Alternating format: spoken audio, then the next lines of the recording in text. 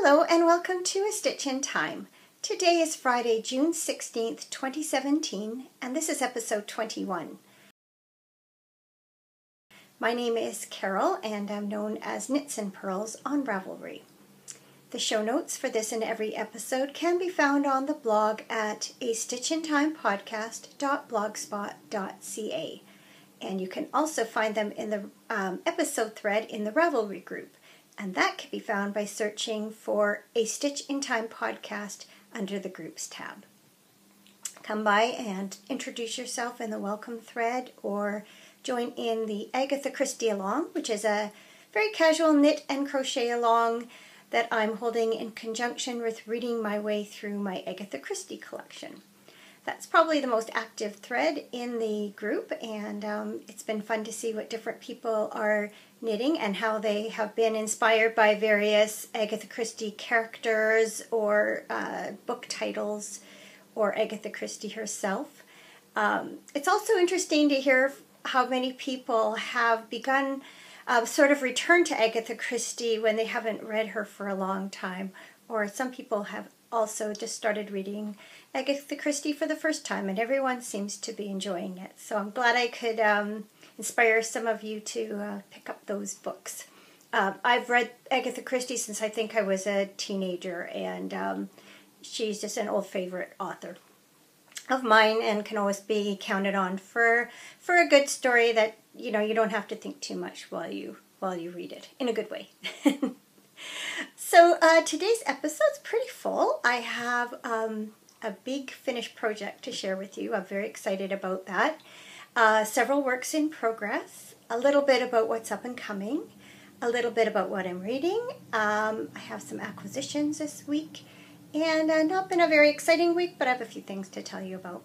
So let's get in it. I'm just going to take a sip of tea before I start. Just David's breakfast tea in my David's tea dandelion mug. I love this mug.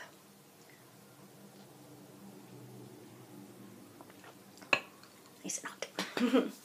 So, I had lots of crafting time this week, especially on the weekend, and I finished my little house on the prairie quilt, and I'm so excited to be done. I should probably take a picture and insert it here.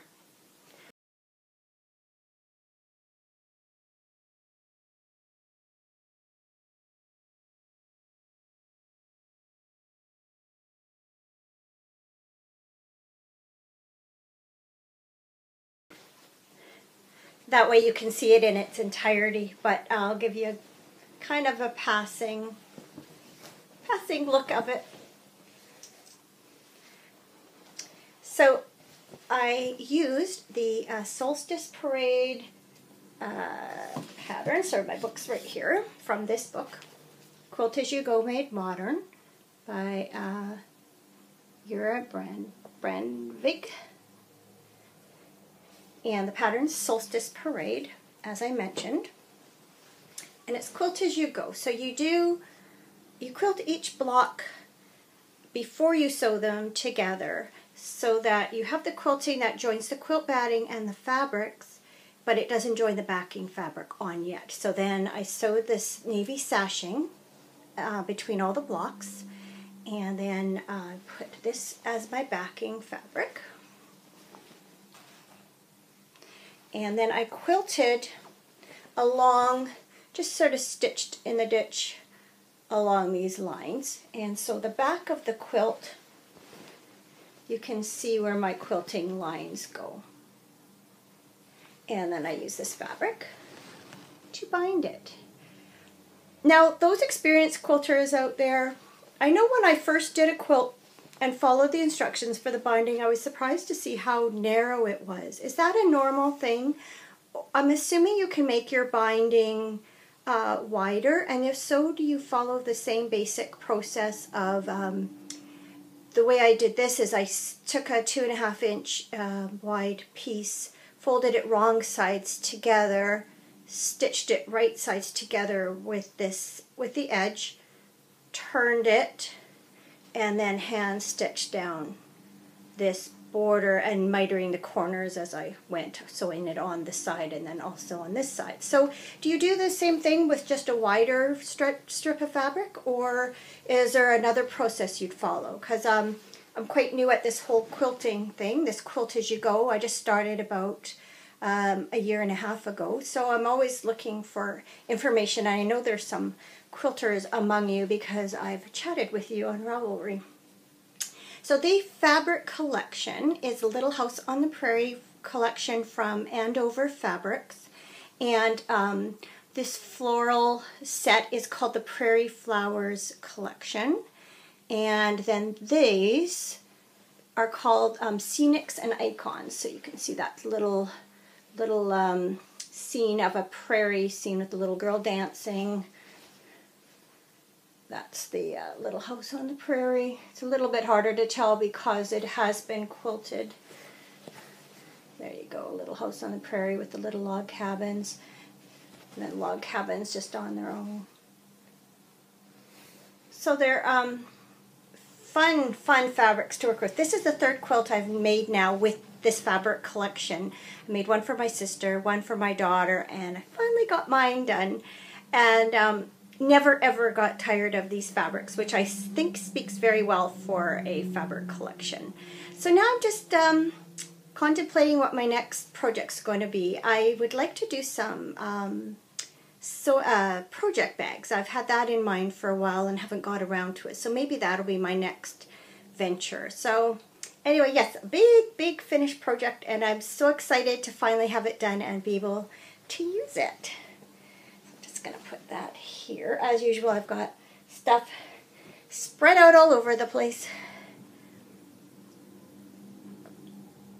So let's get to the knitting. I've been working on 3 projects quite steadily this week. I'll just reach over here.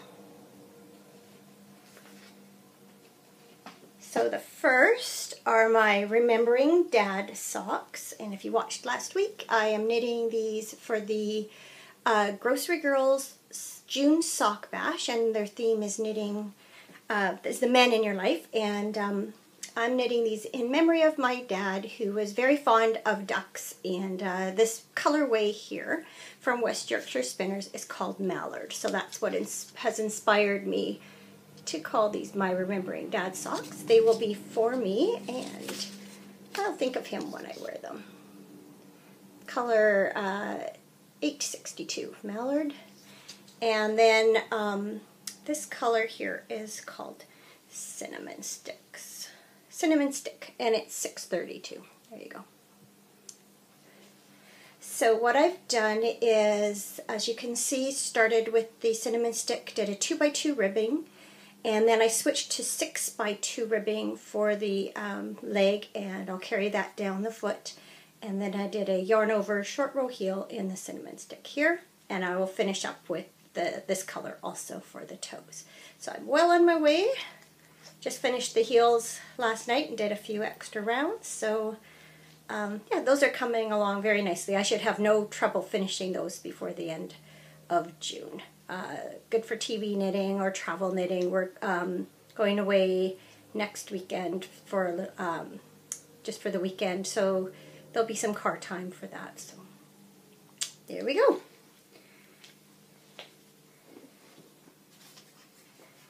All right. Sorry, just gonna drink this while it's hot. My throat's a little dry this morning.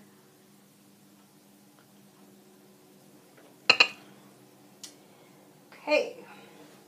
So my next project, let's grab this pattern here, is the Sprite Fanshaw by Helen Stewart, and that's a picture, black and white picture of it. This is the second shawl in the Shawl Society 2 collection. When I spoke to you last week, I think I had 25% of the shawl done, and I've worked on it quite a bit since then, and I'm now at 60% of the pattern as written. So here's my progress. So you can see the lace a little better this week maybe because I am wearing a lighter top. So I'm going to do that so you can see I'll just stretch this out. So maybe get an idea of where the lace pattern, you can see there's eyelets in this section and a feather and fan, and then if I hold it like that you can see it more as a group. You can see the yarn is striping up quite nicely here in this section I've been working on. It's been really interesting because each time it's a half pie shawl, and every time that I've increased, the yarn has behaved just a little bit differently in each section. So it's kind of a neat way that the sections are differentiated without actually changing color or anything. So yeah, it's coming along nicely. I am just about at the end of this garter and eyelet section, and then it'll be time to increase for the final time, and it's ended off with a feather and fan border. Now I'm knitting this out of lace weight, and it's called it's from Fleece Artist, and the yarn itself is called Saldana, and it's in the hemlock, whoops, shouldn't cover me up, I guess, hemlock colorway. Looks like this in the skein. As you can see, I still have plenty of yarn. I think so far I've only used, I just measured it, let me just find it here. Out of the skeins are supposed to be 125 grams. My skein actually weighed 150 grams.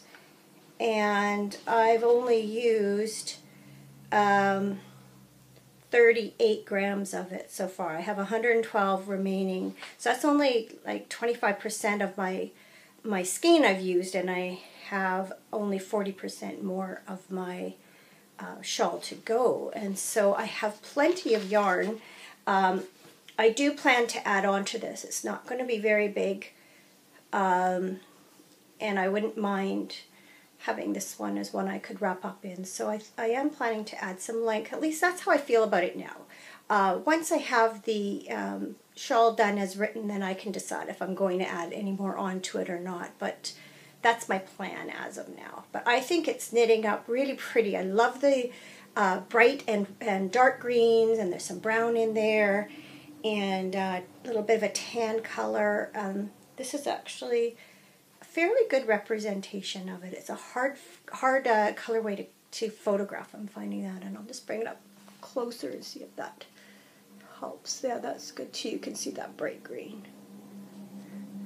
So this I've been really enjoyed. I wasn't sure how I'd feel about knitting another lace weight shawl so soon after my last one. Especially this lace is very, very fine. But I've really enjoyed it. And in a variegated yarn, I always enjoy seeing the colors come up. And then there's enough of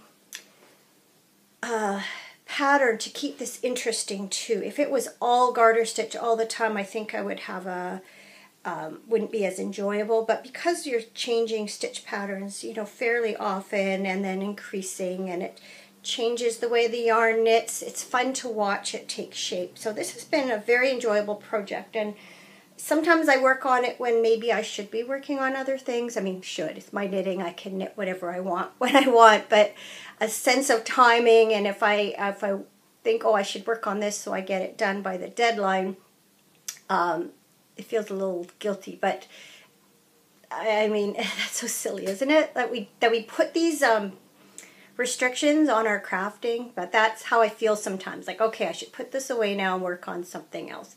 That's how much fun I've had with it. So one of those projects that has not been quite as exciting, but at the same time has been really, oops, sorry, I'm going to grab this here. I'll just show you first what it is. It's my sugarcane cardigan. I've shown you these pictures before. It is a knit along with Carol Feller, and last Saturday we got Clue 3, which was doing the sleeves, which might give you some idea of why it hasn't been quite as exciting to work on.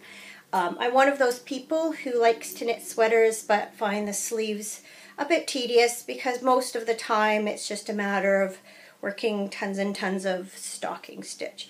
Sorry, my yarn is all tangled around my sweater here. Oh dear. The yarn is this Elan A-Series DK06. It's 70% merino and 30%, I never know how to say that, ahimsa silk, which I learned is silk that's harvested after the silkworm has turned into a moth, I guess it is, and broken out of the cocoon. Unlike a lot of silk that the moths or the worms are killed, and then the silk is taken from the cocoon and then it comes off in one long strand as opposed to being broken up. And as I'm knitting this, sometimes I find little bits of fluff that I have to take off. So I'm sure that's partly why it's a little bit fluffy. Anyway, I'm very happy to say I've got one entire sleeve done. And that far, my second sleeve. So it's coming along very well. I've been working on it while watching TV or podcasts. Or I've been watching on Netflix Ken Burns' The West, which is, as you might surmise from that, is a documentary about the settling of the American West. So I love Ken Burns' productions. I've watched Prohibition and the Civil War and World War I and I think it was World War II. And very, very, very interesting. Always lots of good footage and photos and accounts of different people you might not know. Sometimes they are well-known figures in history, and other times they are not. But he'll weave their story throughout the program. So I enjoy them. They're very good. So I've been watching a lot of that. I think I'm probably coming fairly close to the end of that. I'm not sure how many episodes there are, but I think I'm on 6 or something. Anyway, this is just another look for those who may not have tuned in last week. There's a look at the back. And then as you can see, the lace is also down the sides. So Clue 4 will come out not this coming Saturday, but the following Saturday. So I have plenty of time to finish that up before that happens, and then I won't feel so guilty working on my shawl. So there we go. Last week I also talked about how I should be knitting on my brother-in-law's birthday socks. I started, probably a couple of months ago, the Cozy Check socks, with him in mind, that I was going to knit for his 60th birthday, and not this coming weekend, but the following weekend is his birthday party, and I've just decided that's not going to happen. He doesn't know he's getting them. I will continue to knit them, but I'll just give them to him either for Christmas or as a just because gift. I just decided I don't really need the pressure of another deadline, and I want to knit right now on what I'm enjoying, and as much as I think the finished product of those are going to be very nice, they're not that exciting to knit, and I just really want to enjoy my crafting more at this point and not feel like I have obligation. So yeah, he'll get them eventually. He'll still get a very nice birthday gift, so it's fine. He just won't know. Maybe that's selfish of me, but that's just the way it is. Another up-and-coming thing is we got an email from Helen Stewart as part of the Shawl Society Club, and the third pattern is going to be released July 6th. And this one is going to be a sport weight shawl with 3 colors. And she said there's some striping involved, and it's going to be in a non-typical shape for her. So that opens up many possibilities. I don't have much sport weight in my stash, so I suspect that I will probably knit this one in fingering weight. And considering how much yarn is used, that should be plenty big enough anyway. So I have to go stash diving and start looking into some possible color combinations. The example of yarn that she showed used some very bright, solid shades, so it looks like it's something that can take a real pop of color. So we'll see. Not sure where I'm going with that, but I always have fun planning them. They're always fun. This time around, I haven't picked out yarn until I've actually seen the patterns released. So there's a possibility that I might just wait to see what the pattern looks like. But who knows? I might just go stash diving anyway and at least look at some possible color combinations, because when you're working with 3 colors, it's a lot trickier than putting 2 colors together. So it probably bears some thought beforehand, and then I can make my final decision once I see the shawl. So, what am I reading? I'm continuing Murder on the Orient Express by Agatha Christie, also known as Murder in the Calais Coach. And TP Mum, it's Treva or Treva or Treva. I looked up online how to pronounce that name and got 3 possibilities. So please tell me how your name's pronounced. TP Mum, anyway, in our Ravelry group, she mentioned that on November 10th there's going to be a movie of Murder on the Orient Express released, and Kevin Branagh is Hercule Poirot, which weren't sure about the casting, but he actually looks pretty good. And huge stars in this: Judi Dench, Johnny Depp, Penelope Cruz, William Dafoe, Michelle Pfeiffer, Derek Jacobi, Josh Gad, Daisy Ridley. A couple of those names I don't recognize, but most of them I do. And the trailer looks really intriguing. I can see already they've taken artistic license, because some of the way that they've characterized the characters in the movie don't line up with how they are described in the book.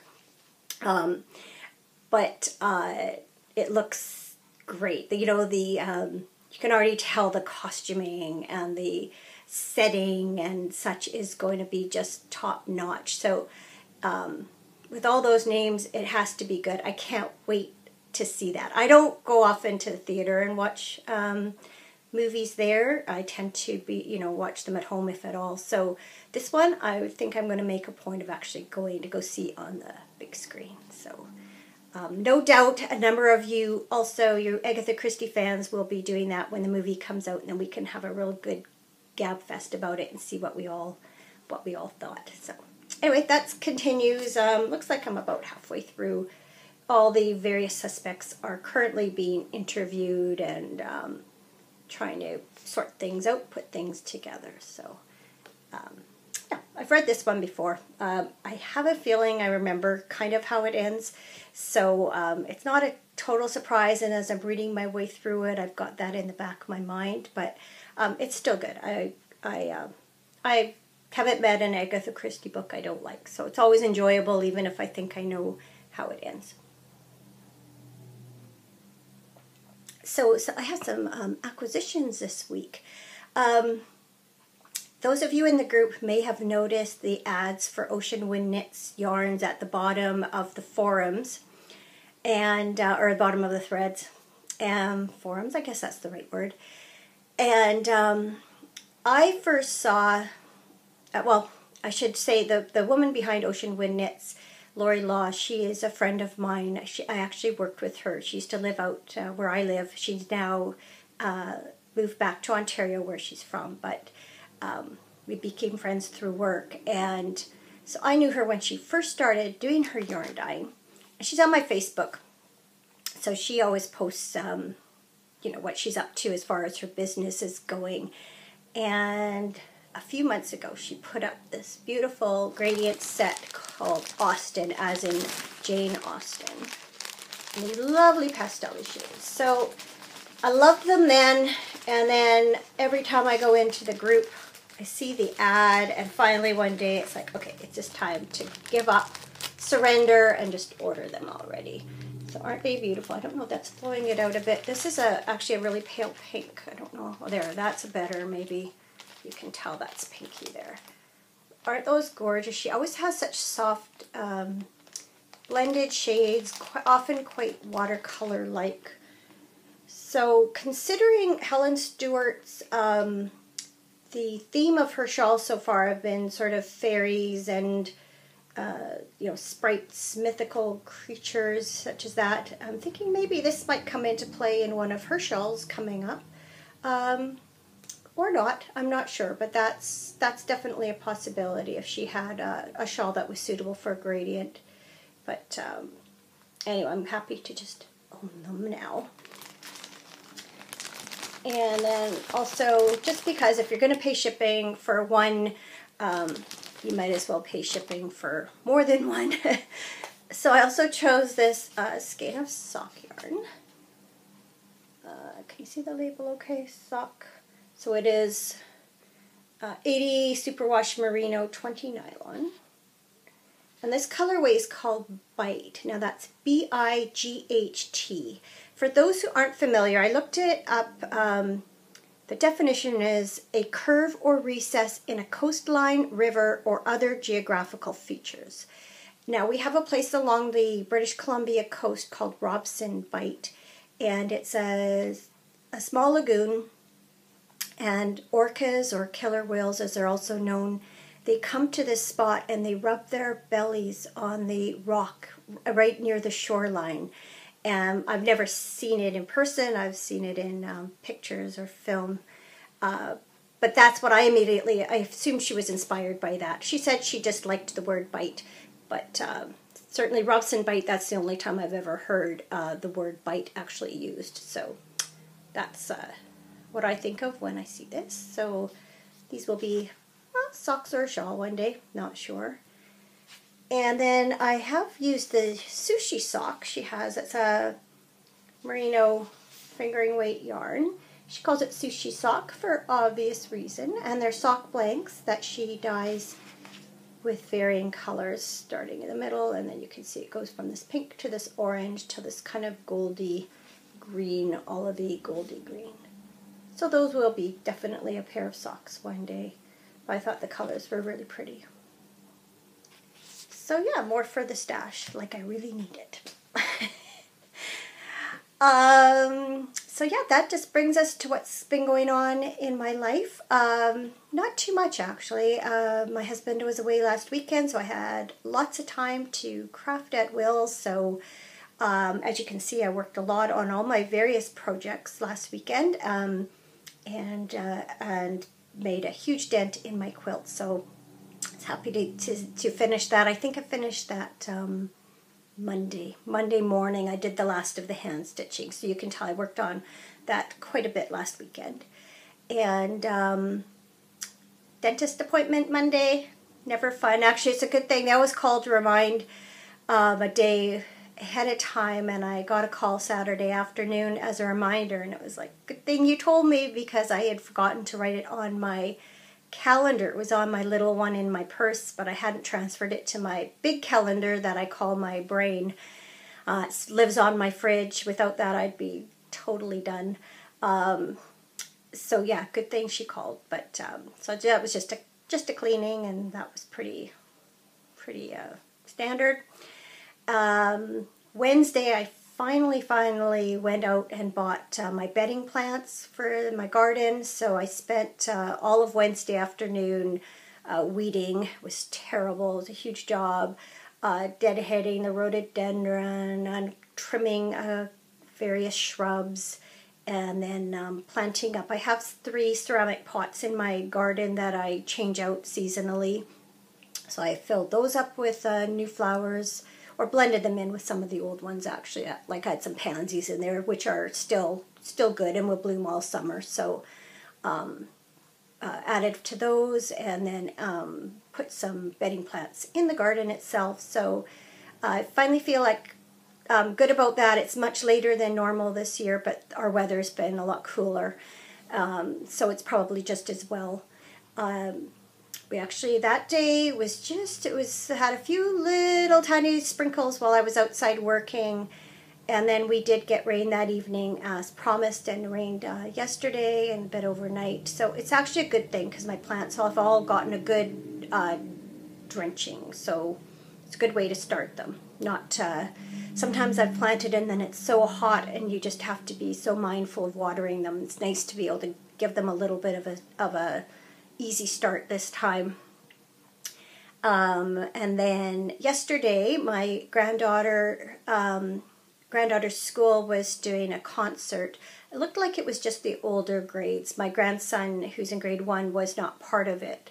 But anyway, she had called to see if I would come watch her. So I met my daughter and little granddaughter there, and we watched the concert. It was excellent. I was so impressed with the music program in general. They obviously have a really dedicated music teacher, because she had all the classes that did things as a group were really well done, but there were also a number of students that either individually or in pairs or small groups performed, in some cases, original songs, and in others, covers of songs. But the enthusiasm and the talent, it was just amazing. So my granddaughter had part of they did The Lion Sleeps Tonight, and she had, with another girl, sang a few lines on their own, and then another song about Canada. It's our 150th birthday this year, Canada. And so there were a few songs about Canada mixed in the concert, and they did one as a group and with little hand actions and stuff. So they did very well. It was an enjoyable afternoon. So then I went back, had tea at my daughter's, and got to visit with the other kids too. So that was nice. This weekend coming up, we have our mid-season ball tournament. My husband plays slow pitch, and I scorekeep for the team. So we've got 3 games on Saturday, probably 1 on Sunday. We're not a very winning team, so I believe after Saturday they assess the standings and you play accordingly. So I think if we win a game on Sunday, we would play another one, but none of us are very optimistic that that's going to happen. Who knows? Saturday evening, we'll go back to one of the team members, the two, their husband and wife on the team, and have a get-together there, as we often do over tournament weekend. The whole team gets together for the evening and has appies or a meal and just a social get-together. And then Sunday, it's Father's Day here in North America. Anyway, I'm not sure if it is anywhere else besides the United States and Canada, but Father's Day, and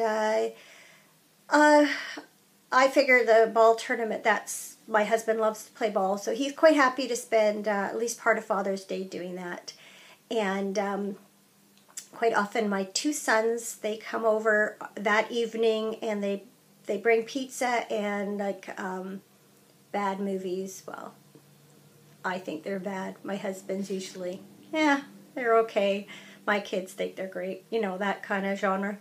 Anyway, so they usually go downstairs and eat pizza and drink beer and watch movies. So that's probably what my Sunday evening will look like.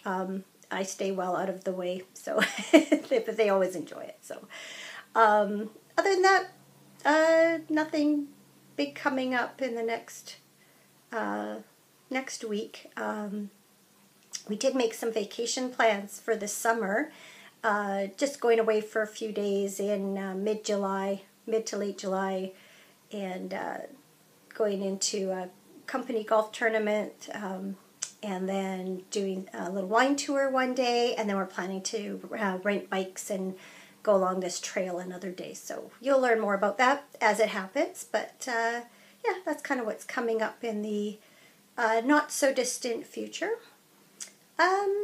Today's kind of a overcast, a mixed bag of weather, but it's supposed to be fairly decent for the weekend for ball, so that's good. Not too hot, which is excellent, but not pouring down rain either, so that's good. I think on that note, I'm going to go have some lunch and get this uploaded and edited, and then have the rest of my Friday. It's my husband's home this weekend. We're doing appy night tonight. That's our usual tradition of have some wine and appies for dinner and kind of catch up. He had a meeting last night, so I haven't seen too much of him in the last day and a half, so that'll be nice just to catch up on our week. So that's it for now. Have a lovely week. Thank you for watching as always and for all of your feedback. I really appreciate that. And yeah, have a great week. Happy knitting. Goodbye.